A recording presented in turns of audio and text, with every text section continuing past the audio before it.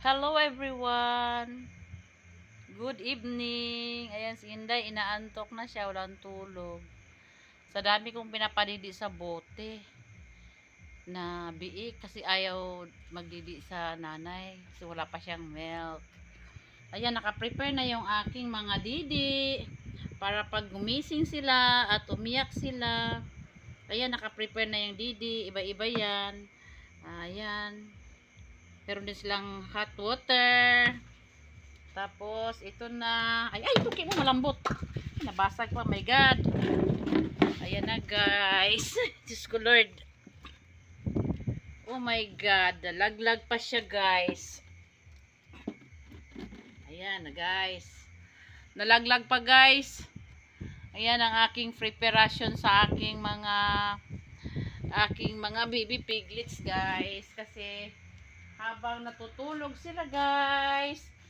Ayan. Para pag nagising sila, guys, handa na yung milk nila. Ayan, busog na yan. Katapos lang yan magdidi. Ayan, guys, may nagdidi pa sa nanay, guys. Ayan sila. Ayan, guys.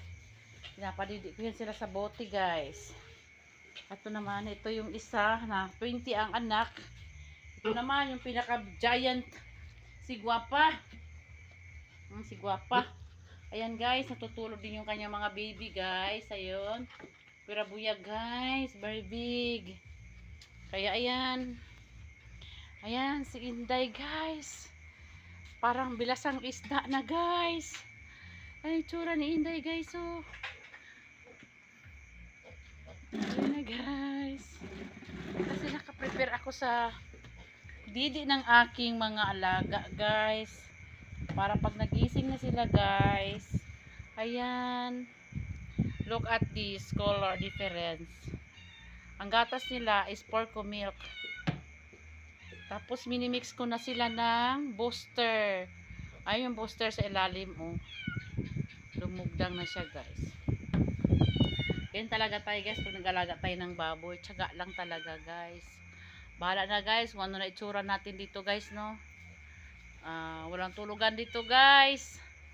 Yun lang, guys. Naka-experience na ba kayo ng ganyan? Nagpapadidi kayo ng mga biik na alaga nyo? Ayan, ako lagi yan. Kasi talagang inalagaan ko silang mabuti, guys. Look at my eyes. Yun lang, guys. Bye!